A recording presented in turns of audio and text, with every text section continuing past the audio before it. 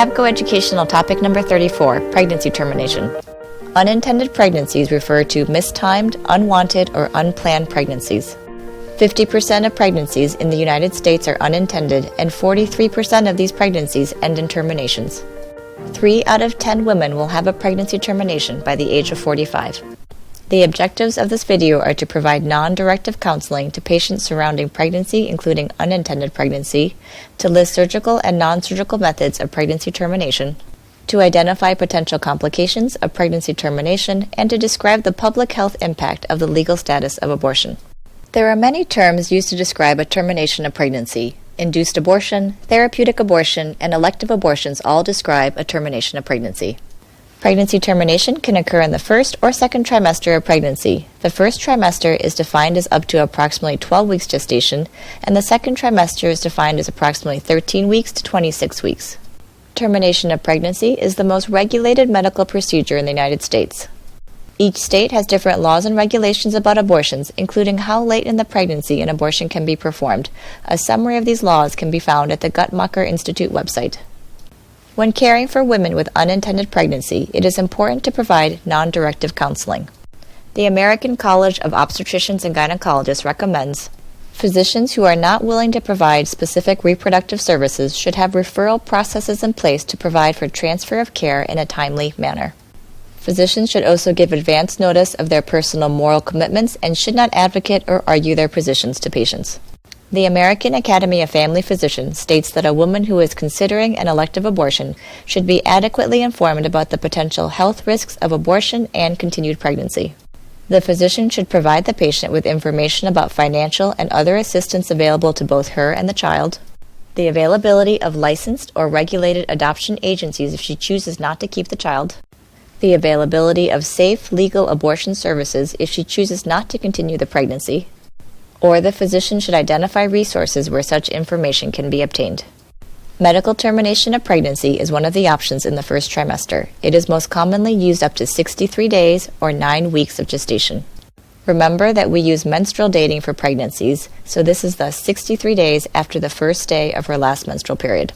25% of terminations prior to 9 weeks estimated gestational age are medical terminations. The combination medication regimen of mifepristone and misoprostol are most commonly used in the United States and Western Europe. Mifepristone is a progesterone antagonist and stops the growth of the pregnancy, and misoprostol is a prostaglandin analog that causes uterine cramping and expulsion of the products of conception. This combination regimen is 92% effective up to 49 days gestation.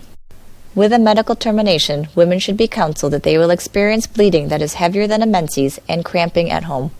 Complications from medical terminations are rare and include bleeding and the need for urgent surgical interventions. Approximately 1% of women will need an urgent surgical curettage after a medical termination. Infection and the need for narcotic pain medications are also rare complications. Remember that for all terminations of pregnancy, the woman's Rh type should be determined and RhoGAM should be administered to Rh-negative women. Let's move now to surgical termination of pregnancy. For this procedure, the cervix is progressively dilated and the products of conception are aspirated from the uterus. Vacuum aspiration and dilation and curettage are the most commonly utilized surgical modalities. They are equally effective with similar complication rates. Second trimester terminations are more rare. 6.2% of terminations in the United States took place between 13 and 15 weeks, and 4% occurred after 16 weeks. Circumstances leading to a second trimester termination of pregnancy include delayed recognition of pregnancy, a delay in obtaining insurance or referral, and difficulty finding a provider. Poverty, lower education level, and having multiple disruptive life events have been associated with higher levels of seeking a second trimester termination. In addition, adolescents are more likely to obtain abortions later in pregnancy. Among women under the age of 15, 1 out of 5 abortions is performed after 13 weeks. Both medical induction of labor and the surgical dilation and evacuation procedures are available for second trimester terminations. Overall, abortions are very safe procedures with less than 1% risk of major complications. These complications include infection, bleeding, and damage to the uterus. Comprehensive contraception counseling is a part of abortion counseling to prevent future unplanned pregnancies. We will conclude by discussing the public health impacts of the legalization of abortion. Between 1966 and 1969, women had access to legal abortion services in 11 states. In 1973, the Supreme Court's decision in Roe v. Wade legalized abortion throughout the country.